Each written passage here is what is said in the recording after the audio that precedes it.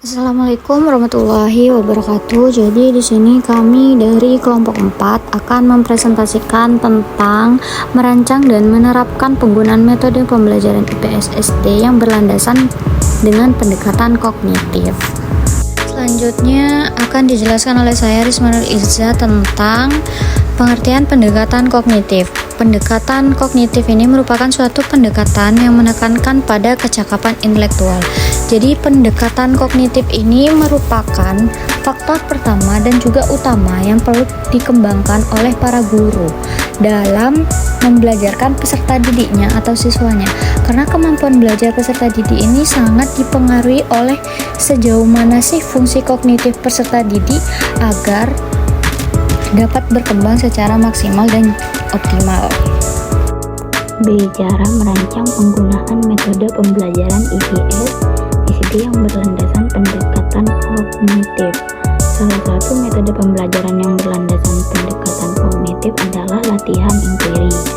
Metode ini berangkat dari suatu kenyataan bahwa perkembangan individu itu bersifat independen atau bebas. Oleh karena itu, dalam penerapannya lebih menitik beratkan pada penyelidikan yang bersifat bebas, tetapi terarah dan sistematis. Tahap-tahap, di sini juga ada tahap-tahap penerapan metode latihan inquiry adalah sebagai berikut. 1. Menyajikan masalah. Guru mengajukan situasi yang mengandung masalah dan menentukan prosedur inquiry yang akan ditempuh oleh siswa. Yang kedua, mengumpulkan data dan verifikasi data. Siswa mengumpulkan informasi tentang masalah yang diajukan. Tahap ini dimaksudkan untuk membuktikan hakikat, objek, dan kondisi serta menyelidiki peristiwa masalah. Yang ketiga, mengumpulkan unsur baru. Siswa bersama guru mengadakan eksperimen dan pengumpulan data. Unsur baru. Maksud kegiatan eksperimen ini adalah memisahkan variabel yang mendukung, mengajukan hipotesis, dan mengetes sebab akibat. Yang keempat, merumuskan penjelasan. Siswa bersama guru merumuskan penjelasan atau uraian secara mendetail, rapi, dan sistematis. Terus yang terakhir atau kelima, menganalisis terhadap proses inquiry. Siswa menganalisis pola-pola penemuan. Tahap ini sangat penting untuk mengetahui sejauh mana proses inquiry telah dilaksanakan dan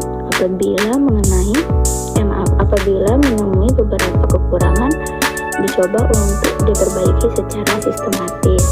Dalam menerapkan penggunaan metode pembelajaran IPS di sekolah dasar yang berlandasan kognitif, maka sebagai contoh kita ambil kurikulum Merdeka Sekolah Dasar pada siswa kelas 6 semester 2. Yang pertama, kompetensi dasar yang berisi kemampuan memahami gejala alam dan sosial negara Indonesia dan negara tetangga.